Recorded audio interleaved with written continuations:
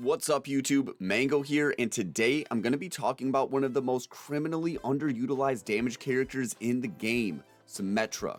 I think Symmetra doesn't get a lot of playtime because she isn't used often by big streamers and has never seen any significant playtime in Overwatch League, so she often gets considered a throw pick.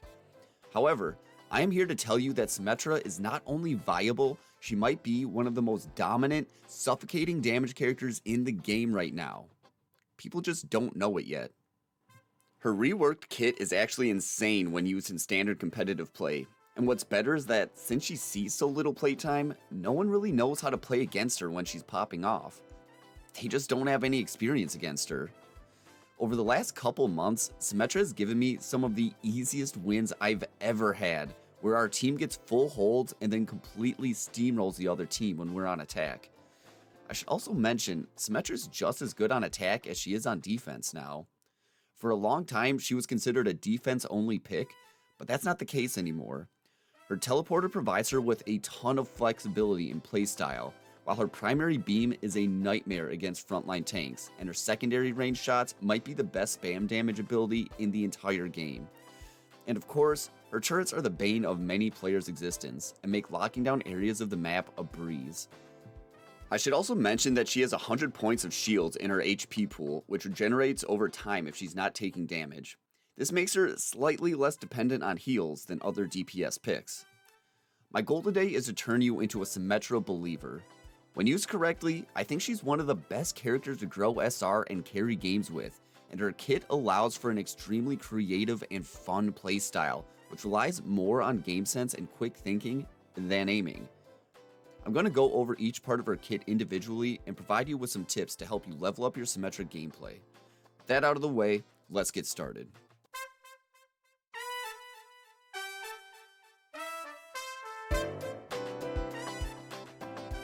Let's start with Symmetra's primary weapon, the Photon Projector. Her primary fire is a beam that is pretty similar to Zarya's beam, but with slightly less range. Its damage ramps up as you hold it on an enemy hero or barrier, starting at 60 damage per second, then increasing to 120 and finally 180. It takes 1.33 seconds to increase charge level and 2 seconds to decrease charge level. Her secondary fire shoots blue balls in a straight line until they hit a barrier, enemy, or wall, and can deal 140 damage when fully charged. Another little known fact about these balls is they also deal a legit amount of splash damage. With a radius of 2 meters, the balls can deal up to 70 splash damage. This is comparable to Junkrat's grenade splash, which also has a 2 meter radius and can deal up to 80 splash damage. Now that we have the basics out of the way, let's go a little more in depth on her weapon. The most important thing to know about Symmetra's primary fire is that it replenishes ammo and amps up on enemy barriers. This allows her to absolutely melt Ryan's and Orisa's shield, with the added benefit that when the shields are gone, the enemy is left with a fully charged Symmetra with full ammo. That's a scary sight. For reference, Zarya's fully charged beam only does 170 damage per second compared to Sim's 180. This is why I think Sim is one of the best brawlers in the game right now. She allows her frontline to dominate the other team's frontline by chewing up shields and spitting out massive damage. While we're talking about Symmetra's primary fire, let me share a rule of thumb.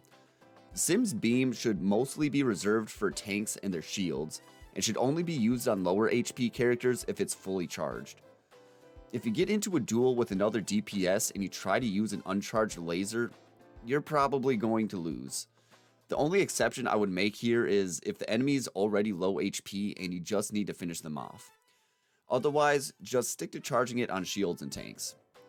One other cool interaction she has with Reinhardt is that she can stay outside of his swing range while melting down his shield.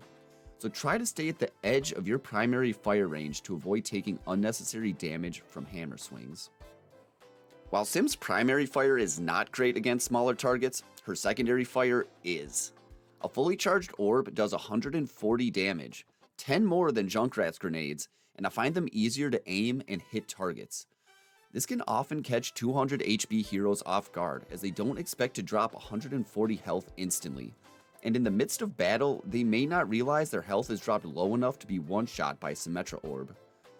The orbs also have a large hitbox and travel fairly quickly, so you'll find yourself hitting a lot more shots than you expect to as you spam them downrange. I think Symmetra orbs are one of the best spam damage attacks in the game, not only due to their damage, size, and speed, but their geometry. What I mean by this is, unlike Junkrat's grenades, Symmetra's orbs travel in a straight line, which makes it easier to more consistently hit choke points, sightlines, and doorways. You could make the case that Junkrat's grenades bounce off walls and allow him to hit shots Symmetra couldn't, but at that point you're largely relying on luck, whereas with Symmetra you know exactly where her secondary fire will end up when you release it. If you're spamming Sim's secondary fire, I would typically be aiming around the enemy shield, trying to catch low HP targets off guard like I mentioned before. If you're trying to burn down a shield, her primary fire is the way to go. This typically means shooting to the left or right of the shield, but you can also take off angles to help you shoot around these barriers. Her teleporter is especially good at setting up these off angles that allow you to spam balls onto enemy targets. So to recap, use Sim's primary fire to melt barriers and build up charge, use her secondary fire to spam down low HP targets from afar, and avoid using her primary fire on low HP targets if it's not charged. Let's move on to Symmetra's turrets, the second most used part of her kit. You guys know the basics. You can have up to 3 turrets on the battlefield at once, with 3 in reserve. They have a beam that auto-locks onto and slows enemies while also dealing 30 damage per second, meaning if 3 of them are concentrated on one target, they are doing 120 damage per second, equal to Sim's second beam charge, and able to kill a 200 HP hero in less than 2 seconds. They only have 30 health, which means they can be destroyed by melee, so you generally want to set them up outside of melee range. Their beam has a range of 10 meters, although it seems longer than that sometimes, so don't be afraid to put them on high ground that will really make it hard for the enemy team to get at them. When cast, they will travel in a straight line until they hit a wall. They will pass through enemy shields, but be careful because they can be destroyed while in the air. Additionally, they are unaffected by abilities like Defense Matrix, Deflect, and Kinetic Grasp. I'm going to tell you how to get the most out of Sim's turrets.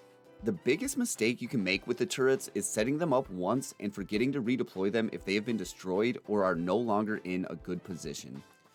Turret deployment should be an active part of Symmetra's playstyle, not passive.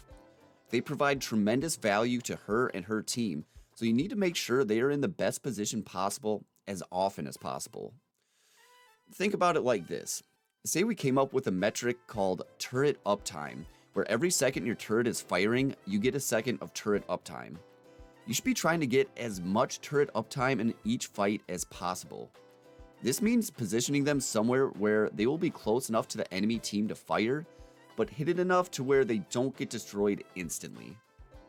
This also means repositioning turrets based on what direction the enemy team is coming from to make sure they are not sitting inactive on an unoccupied area of the battlefield. I usually like to keep the turrets grouped up at the beginning of the round, then spread them out as the game progresses. I'll use Numbani first point defense as an example. I almost always start with the turrets grouped up covering the doorway at the top stairs that attackers love to come through. It makes it extremely hard for them to get through that doorway as they'll have to turn around to deal with the turrets and expose their backs to my team. However, after the first fight, I start spreading them around so that each turret is covering a different entrance to the point, whether I think the enemy team is coming from main, below, outside, or up top again. This gives me more control over the battlefield, and if timed right, I'll have at least 2 turrets in stock to redeploy depending on which direction the enemy comes from. This also brings me to a point I'm going to call turret etiquette. I don't know why I call it that, it just makes sense to me. Anyways, turret etiquette mostly applies to defense, but it means deploying turrets as early on in the game as possible in order to have 3 more in stock by the time the game actually starts. If you're ready when the match starts, you can 100% get your turrets in position and have almost all of them back in stock before the doors open. It takes 10 seconds to charge a turret, so if you can get your turrets out 25 to 30 seconds before the match starts, you should have all of them back in stock by the time the doors open. I will usually use these 3 to spawn camp and build ult charge, sometimes even getting a free kill before setting them up around the choke point. What I've talked about so far is how to prepare your turrets, which a lot of people already do or can figure out on their own. What's really going to take your gameplay to the next level is properly deploying your turrets in the middle of a fight. Lots of players lose sight of their turrets when a fight breaks out on point, and mostly fall back on their primary and secondary fire. However, this is one of the most critical moments to utilize your turrets, as they can be the difference between winning and losing a fight. If you're in the middle of a heavy, heated fight where both sides are getting eliminations, you need to be deploying turrets around you as fast as possible and playing around them. The enemy will be forced to deal with either you or the turrets. The turrets are usually considered less of a threat or just straight up ignored, allowing them to pour on free damage while also slowing your opponents. You should try to throw these at your opponent's backs, so they are forced to turn away from you to deal with them. However, I've thrown them straight at the ground in really hectic fights to great effect. Sometimes things get so crazy in the middle of these fights, the enemy team doesn't even notice the turrets lying in the middle of the floor. They can even get kills for you after you die, which can help your team win the fight. In these scenarios, I do try to spread the turrets out across the point, as a lot of the value they bring is taking your enemy's attention off of you, so you don't want them all to get easily destroyed by grouping them up. You can even think of having 3 turrets up on point as having a mini 3-man advantage. Sim's turrets are the funnest and most flexible part of her kit and lends an immense amount of creativity to her playstyle. While it's important to properly plan and prepare her turrets before a fight, the critical part is how you redeploy them once a fight breaks out. At the end of the day, you want to make sure the turrets stay active as much as possible, weaving their deployment in and out of her primary and secondary fire. Having your turrets up when you die may just be the difference between a won and a lost fight. Now that we got turrets out of the way, let's talk about the other hallmark of Symmetra's kit, the teleporter. While it used to be her ultimate ability, its rework has made it lighter and more flexible. It now has a placement range of 30 meters and will transport her team or other entities such as Sim's turrets or Diva's ultimate until it is destroyed. It has 300 total hit points, 250 of them being shields, so if the enemy doesn't commit to destroying it all the way, it's going to stick around until they do. Otherwise, Symmetra herself can destroy it by pressing the ability button again, putting it on a 12-second cooldown. Now, the easiest and most automatic way to get value out of the teleporter is setting it up outside your spawn to help you or your team get back to the fight quicker after you die. In fact, I'd recommend doing this if you're just picking up Symmetra and haven't mastered her kit yet, because it's one less thing to think about, but it's still helping your team. I'd say this is a safer option on defense, where you generally have favorable positioning, versus offense, where a teleporter could be utilized to skip over a choke point or get your team to high ground. The next best and easiest way to use teleporter is one I just mentioned, using it to skip over a choke point. This usage is especially helpful in lower ranks where there is not as much teamwork or game sense to know when or how to push past a strong choke point, like Hanamura or Eichenwald point A. Starting on your side of the choke point, you can literally put your teleporter anywhere on the other side of the choke point and still likely have a better outcome than banging your head against the wall trying to push through choke. It might not work the first try, and you might face some teammates that flame you, but you should just keep trying, because this is a more effective strategy over time than pushing choke if you're in diamond or below, because it takes advantage of the lack of coordination and technical skill in lower ranks. So, you've gotten past the choke point, or maybe you didn't have to deal with one in the first place. Now what? There's another use of your teleporter that I'm going to talk about called the escape route. Basically, the escape route teleporter is one that you set up in an advanced position that you know the enemy will push into, which will allow you to overstay your welcome and as a result, put out more damage. Maybe a better way to put this is it enables you to position yourself more aggressively, knowing you have an escape route. For example, on Hollywood Defense Point A, you could position yourself on the high ground right above the choke point and create a teleporter over to the top of Cafe. This way, if you get jumped on by a Winston, Diva, or Reaper, you can quickly take the teleporter to safety. This strategy can be applied anywhere you don't have a lot of cover. You can position yourself in the middle of a field as long as you have a teleporter, because you can switch positions as soon as the enemy starts to focus you. However, kind of like her turrets, if you're no longer in range to use the teleporter, make sure to destroy it so you have it off cooldown next time you do need to use it. How about if you're on offense? A great way to utilize teleporter to make Symmetra more of an offensive threat is by TP bombing. This is where you set your teleporter up behind the enemy and throw your turrets through it to harass or maybe even confirm a kill if the enemy isn't paying attention or is low health. Some tech you'll want to pay attention to here is if you throw your turrets at the base of the teleporter, they will teleport to the base on the other end. But if you throw it through the main blue ring of the teleporter, it will continue along the same path on the other side. I like to try and mix it up when TP bombing, throwing a couple at the base and one straight through so they cover more area on the other's end and don't all get destroyed at once. If you are TP bombing someone, you can also mix in what I call TP dancing. This is very similar to bubble dancing if you're a tank like Winston, Orisa, or Sigma. Basically, what you'll want to do is charge up a ball on the safe side of the teleporter, then go over to the other side and quickly aim and release the ball, then teleport back to safety before the enemy can pounce on you. This can be extremely frustrating to deal with for the enemy as they only have a 1-second window to punish you before you teleport back, and can make it very hard for them to confirm a kill onto you while you are harassing their team. Before we end this section, I'll talk about some other niche uses for the teleporter. The most popular one is using it to combo with an ult like D.Va or Junkrat's Riptire. This can work really well in lower ranks if you can get someone to go along with it, but can be a bit telegraphed as you go up in ranks. Another funny use I've gotten out of teleporter is using it as a distraction. Sometimes in a big fight, if I have it off cooldown, I'll just lay it down in an arbitrary spot in front of me, and sometimes, for whatever reason, the enemy will turn their attention to the teleporter, allowing me to recover or hide. Finally, for those that don't know, you can actually use teleporter to get your team out of a Graviton Surge, which makes Symmetra a very strong counter to Zarya. Alright, we made it to the last part of Symmetra's kit, her ultimate, the Photon Barrier. This is a pretty cut and dry ability. She puts up a massive 4,000 health barrier that stays up for 12 seconds and covers the entire length of the map. You can also rotate the barrier 90 degrees like Mei's Ice Wall before placing it by clicking the Alt button again. I'll be honest guys, I don't have some genius use of this ability or hidden tech. Maybe someone else does, but I don't. There's two general ways I'll use this ult. The first way is to split the point in half during a push.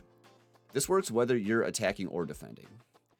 Once there's a real push onto the point, use the wall to split the point in half.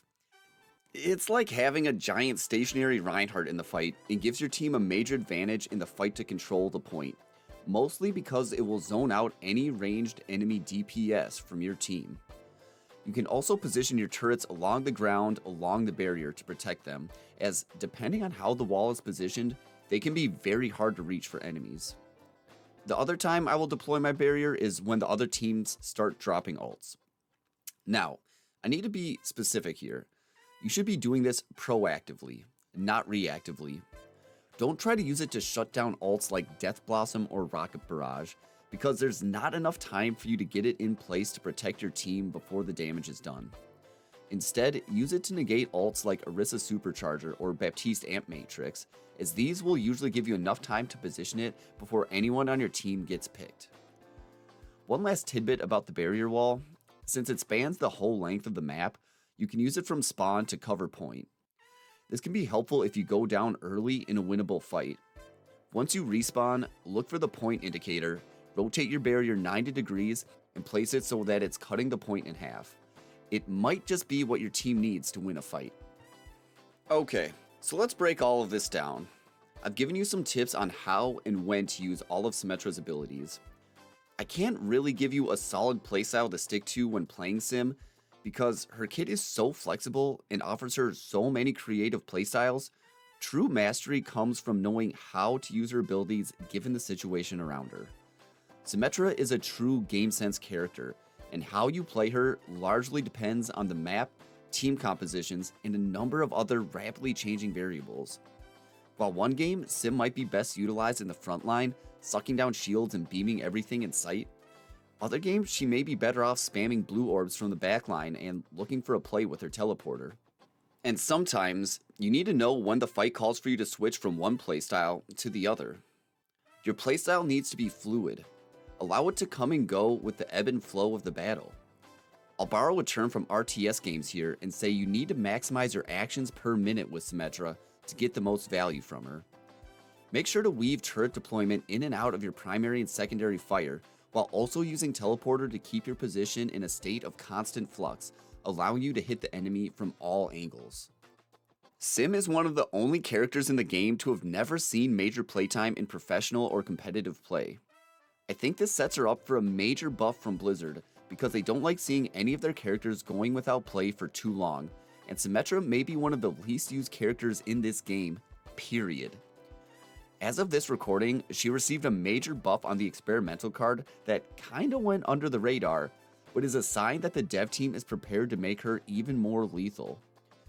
Given that the devs are trying to attack the double shield meta right now, and Symmetra is one of the best shield counters in the game, I think she is primed to see her time in the spotlight.